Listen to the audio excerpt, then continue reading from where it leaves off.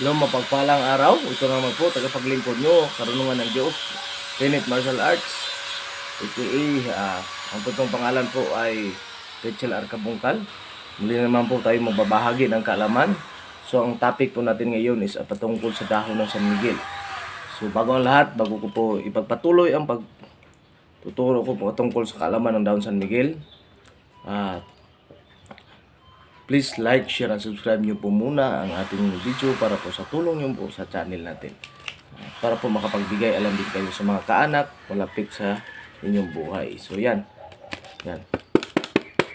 Kung napapansin nyo, para siyang parang lata o parang karton. Napakatigas. So, ang dahon ng San Miguel ay ito'y tanyag na po na ginagamit ng kapatirang ay ilaga, pulahan, harimbakal, agila, at sa ano-ano mang uri ng grupo ng mga nananalig na may panata patungkol sa lihim ng karunungan. Ang dahon ng San Miguel ay talagang ginagamit na bilang may angking kabal. So yan po. So ito po ay mainam. Kadalasan po sa mga kakilala, lalo na yung mga nakakuha ng marami, yung iba inilagay nila sa pitaka, ay kasama din dito ang pangpaswerte sa bulsa o pangpaswerte sa buhay. At of course, ang gamit talaga guys, ang unahin talaga, wala pong iba, is ang kabal. Yan. Kung napapansin nyo, napaka tigas na uri ng dahon. Kasi kung normal na dahon ito, kanina pa ito napunit. Yan. So, yun nga, may kabal. So, sa grupong Agila, ito na pagkaalaman na ang pangalan nito ay San Miguel na dahon. So, maraming uri ng dahon na may kabal, tulad ng Santa Ana, dahon ng kurutan o dahon ng Santa Catalina, at yun, dahon ng Higuera. Pero mas matigas talaga ang ito dahon ng San Miguel. So ito po ay mainam na panghalo natin sa langisan at saka bao. So maliban sa mutya ng lupa, tubig, hangin at saka apoy, meron din tayong dinaragdag tulad lang ng dahon ng San Miguel. So marami pa tayong dinaragdag. Yan. So ngayon po is focus tayo sa dahon ng San Miguel. So simple lamang po siya. At yan, sa mga kapatid natin na mahilig magpunta sa bundok, o baka masumpungan nyo po itong uri ng dahon. Parang manatinik din. Para din sa dahon ng kurutan, may tinik. O may katigasan talaga.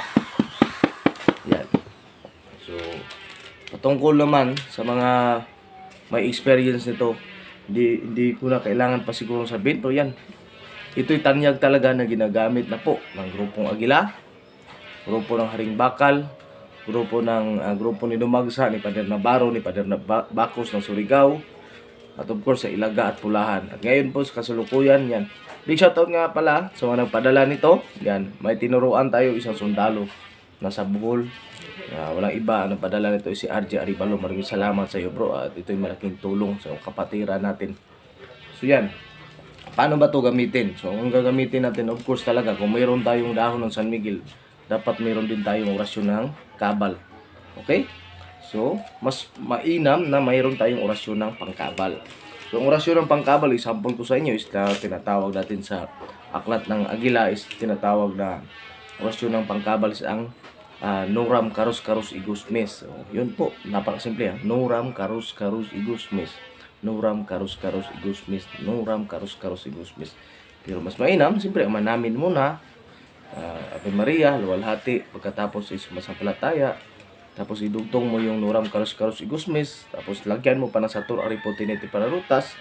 Tapos probotong be with me at all distance day in all the time. So, kombinasyon na yun. Mas malakas siya, okay? Yan. So, sa my experience nito, sa akin lang, pag meron ka nito, talagang safe ka. Okay? Pero nito, hindi ako nagbabahagi. Pasensya po kayo sa mga order. Maliban na lang po yung malakas, yung talagang loyal na po sa akin. Ito, kinakat ko lang to ng maliit. Ginagupit ko ng gunting. Inilagay ko sa bao at saka sa langisan. Mabira lang po ako magbahagi ng buo. Pero minsan nakapagbahagi din ako ng buo. Aminin ko yan sa inyo. So yan lang lamang po. So i-promote ko muna. Yan na po, alam nyo na po. Ano pa ang San Miguel? ito po'y may angking kabal. So, paano paandarin? Dapat meron tayong orasyon ng kabal at marunong tayo tumawag sa Ama, may orasyon ng kabal at dagdag natin ang sator at dagdag natin ang basbas. Yung tinuturo ko sa pagbasbas, alam nyo na yan. Sa lahat ng order sa akin, meron talagang isusulat kamay ko na dasal para pang simula sa mga gusto matuto at saka pinaka ilalim nun ay isusulat ko paano magbasbas. At yun na po ang pangpabuhay sa lahat ng inyong gamit. Yan po mga kaibigan. So, ikumot ko lang uli. Yan. Sa pangil ng kidlat, ang ngipin ng kidlat, hindi na po ako magpo-promote nito kasi lahat ito ay may-ari na. So, ano ko lang, pakita ko lang sa inyo. Yan. So, ito po ay sold out na.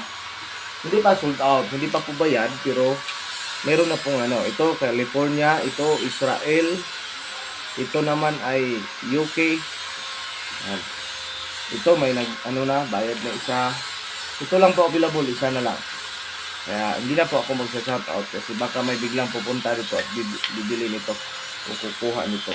Ito naman, ginawa kong mother kasi malaki, hindi ko siya binibenta. Dito kasi kami kumukuha para pang palaman ng bao at saka tinta. Yan. So, available din ang yan. 5-in-1 na salsagan. So, ang 5-in-1 na salsagan, of course, meron po siyang salsagan o kiom, may angking kabal. At ito, pampaamo, pampaswerte, pampasuko sa kalaban ay baging na may cross. Ito naman gumamila silis, of course, pampaswerte at may kabal. At ito naman bahay para sa mga usog-usog. Kung madali kang mausog, mas mainam, meron kang gamit na merong ganito para hindi ka agad mausog. Ito naman, ayan, pampalayo ng masamang elemento. Ito yung tanya ginagamit po ng mga tribong bilaan o sa Mount Matutob na tinatawag na century people. Bakit lang tinawag na century people? Dahil sa kanilang sekreto sa mga halaman na ginagamit nila sa araw-araw nilang pamumuhay, ayun, lumalagpas sila sa 100 na edad bago mawawala sa mundo. So, napaka-inam na halimbawa yun. So, yan. So, kung meron kong kukuha ng libon na tulya o libon na pwede po, available po. Yan ha. At of course, yung batong lutang, big-shout out naman sa kapatid natin, Mamira Aldin, nagpadala sa atin ng mga batong lutang, big-shout out sa iyo. Yan po ay kasama natin sa panata. At yan, isang subok na din. So, kaya na ni Mamira Aldin na maghiwa ng blade sa kanyang pulso at sa kaliig sa pamagitan ng lakas ng umo na ibinahagi natin sa kanya. Pero yan, hindi ko po hinihikayat na lahat ay sumubok. So, nakadepende po yan sa iyo. Kung feel mo na po na ang lakas at kapangyarihan ng gabay, ng umo o anong gamit meron galing sa akin, kung feel mo pa na andyan na sa katawan mo, pwede mo namang subukin. Pero yun lang, wag mo lang dalas-dalasin, wag lang madalas. Yung time lang na parang pansin mo talaga na nasa loob ng katawan mo ang gabay, pwede mo na yun gamitin. Okay?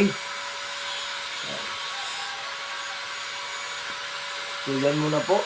So ang bracelet na Manila available po, pero kasulukuyan nagawa pa po ng mga bracelet at saka so nagbabari na pa. So iikot ko kayo mamaya.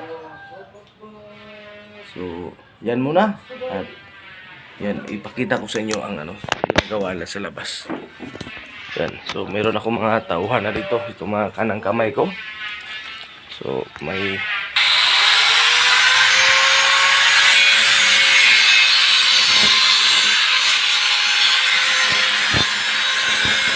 yan, gawa ng kwintas na libon.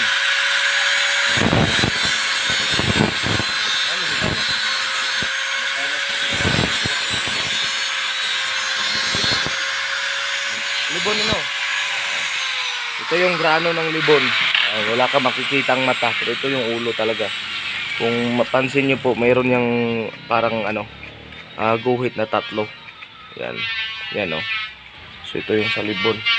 So prepare lang yan, mamaya pa yan sisidlan kasi araw ng Biyernes ngayon, kaya gawa kami ng one eye. At ito naman mananibangag, ito yung gagawing bracelet. So tapos na to linagyan ng butas para ipagdugtong na lang para gawing bracelet. Yan. So, ito yung mga kanang kamay ko, si Anito Intreliso at saka Ruel Magbanwa. Yan. Mga dating ano yan. Dating walang hiya. Kaya binagaw na ng ano, binagaw ng banal. At sa awa ng Panginoon, yan, nagkaisa kami. Ngay ako din, dati din gago. Yan. Nagkaisa na kami. Yan. Naglingkod na sa tao.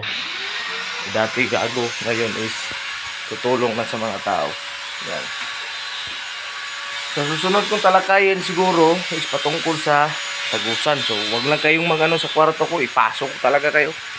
Yan, hayaan nyo lang kwarto ko. Hindi ko lang pakita lahat. Yan o. So, susunod na vlog ko kung ano ang gamit ng tagusan. Yan. Yan. Yan. So, yan. Kitang-kita nyo po. Diyan nagmula. Yan o. Oh, kitang-kita dyan nagmula. Dito naman lumabas. Tagusang bagay. At mainam pa. Ito yung baging na ala bulaklak. Yan, tingnan yung ano ng baging may apat na ano yan. Yan. So, ito yung natira sa olive oil na ipinadala sa atin ng Nanay Pobadora ng Israel. Yan. So, may altar ako sa labas. Meron din dito sa loob. Kasi minsan kasi dito lang ako sa loob nagdarasal. Yan, ito. Tagusan din. Kita nyo na butas. Yan. Ito yung ano niya. Kung pansinin nyo, para yung si Lion. Yan. So, i-discuss ko pa rin yan sa inyo balang araw. Yan. Ito yung bulaklak ng kawayan. So, marami pa. So, hindi ko lang ipakita yung iba kasi bawal. Yan. So, big shout out sa lahat. Yan. Pakita mo? Ikuha ng binsoy. Tapos binsoy ka. Cristel Klisagan, Mamira Aldi, Marochelle. Yan. Maraming salamat. Yan. Kapatid natin nasa USA. Big shout out po. Nanay Priscilla. Nasa USA dati pero ngayon po ay nasa ano na po, nasa Baguio na po at nanggagamot na rin. Yan. Isang maiina, magandang halimbawa. Mayroong taong handang talikuran ang kanyang marangyang buhay para po makapaglingkod lang sa kapwa. At of course, Janelyn Estorco, Sandra Ihon, yan, ng USA yan. At of course, sa Canada naman, si Solito at saka si Gilbert. Yan. Yan. Maraming salamat sa lahat at mapagpalang araw. At Nanay Trulita Buccini at saka Nanay Pobadora ng Israel. At of course, kapatid natin sa UK, Maria Ramos Navarro. Sa Sydney, Australia naman is si Lyra Mincher. Sa Germany naman, sa Switzerland ba yun? Sa Germany si Luisa. Big shout out sa inyo. Yan, si Geraldo Chudosio ng San Diego, California. Mapagpalang araw po kuya. And of course, sa lahat po sa Japan, Lolita Sia, Monique TV, Raymond Haron, Albi Ganato, at saka Albi Ganato, at of course si anak po natin yan. Mag-big shoutout sa inyo at mapagpalang araw. Yun si Albi Ganato, papunta yan dito. After election, papunta yan dito sa bahay. Kasi kasalukuyan nasa Davao siya. Galing Japan, nasa Davao siya ngayon at pupunta siya dito after election. Ngayon sana na linggo, pero tinanggihan ko kasi maraming lakad tayo kasi election. Of course, kapatid natin sa Saudi, Mercy Garcia Creation, Abigail Nasalig, Lorna Javier, at saka yan, Rich TV, at sino pa, ano natin. At of course, walang ano dyan, Marilyn Marcos ng Athens Creek. Okay, may Brunei po, alam ko na, UAE, alam niyo na kung sino kayo. Mapagpalang araw sa lahat na po sa dako ng buong mundo. Alam ko na mayroon po nakaantabay sa akin. Kaya maraming salamat sa pag-follow nyo sa akin at pag laging panonood ng aking binablog po. Of course, alam ko, hindi naman kayo manonood kung hindi kayo talagang nananalig o naniniwala sa mga ito pa. And of course, big shout out Arlen Tua ng Apari. Of course, Ronald Mogol ng Quezon Province. Sa Taguig naman, Lisa Benedicto at saka Naldi Benedicto. At of course, si Eric Addison, and of course, kapatid natin sa Bacoor, Cavite, Amor Miranda at saka si Cassandra Sabtal. Yan, si Cassandra Sabtal, after election, papunta yan daw dito. Iwan ko kay Cassandra kung tutuloy, pero nung si Cassandra nakapunta na yan dito sa bahay. Tira siya ng 2 linggo dito sa bahay. And of course, kapatid natin sa Maynila, Alice Olmogis, Lisel Vargas, Micaela Wenceslao, Nida Moncal, pagpalang araw sa Mr. Manlod ng GMA, sa Pangasinan. Maraming salamat. Of course, si Nanay Huinya Latoja na isang manggagamot na tumigil, pinatigil ang kanyang anak, pero hinimok na to natin na bumalik po, at ngayon bumalik na at nabahagian din natin ng gamit para mas lumakas siya. Yun, manggagamot na rin si Nanay Huinya Latoja. At of course, kapatid natin, si Generous Panghilinan, yan, isa rin tagapagsubaybay natin. Yan, lagi nakaantabay sa atin. Maraming salamat sa iyo, Generous Panghilinan. And of course, kapatid natin sa lahat po, dito na po tayo sa dakong Cebu, Juliano Tamis, RJ Aribalo ng Bohol, yung napadala sa atin ang dahon ng San Miguel. Maraming salamat sa iyo, bro. Julius Ugals Dael din, maraming salamat, bro, sa pagtangkilik ng mga gamit.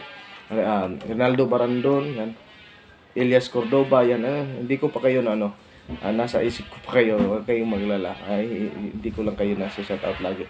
And of course, kapatid natin sa commander ng Sikihor, Harok Mabilda ng Tagum, Mr. Lonyo at saka Sinubang Lansang ng Bukidnon, at kapatid natin sa Sambuanga, Alhusin Lakibol, Hard Feeder at saka Harajuli, kapatid natin sa Cotabato City, mga grupong Ilaga, dating grupong sakop ng grupong Ilaga o Tulahan, Richard Mosne, Michelle Mosne at saka Alexander Mosne. At sa grupo naman ng Pulumulok, South Cotabato, na grupong Haringbakal, ang pinangunahan ni Commander Bukay, andun po si Dato Kalasag. Yan, pantabay sa rin, mapagpalang araw sa iyo, bro, Dato Kalasag. And of course, Samuel ng General Santos. Yan. Sa lahat ng kapatiran ko dito sa Davao del Sur, Ing and Iyay Abilies, Indak at saka Linda Abilies. Yan, Parwell Magbanwa, kanang kamay natin, of course. Anito Hintriliso, isa na din sa kanang kamay natin. Yan, sila din yun ang tumutulong sa akin dito sa altar. Tatay Pipi, si Dudong ng Balalag, Sulok, yan, sa lahat.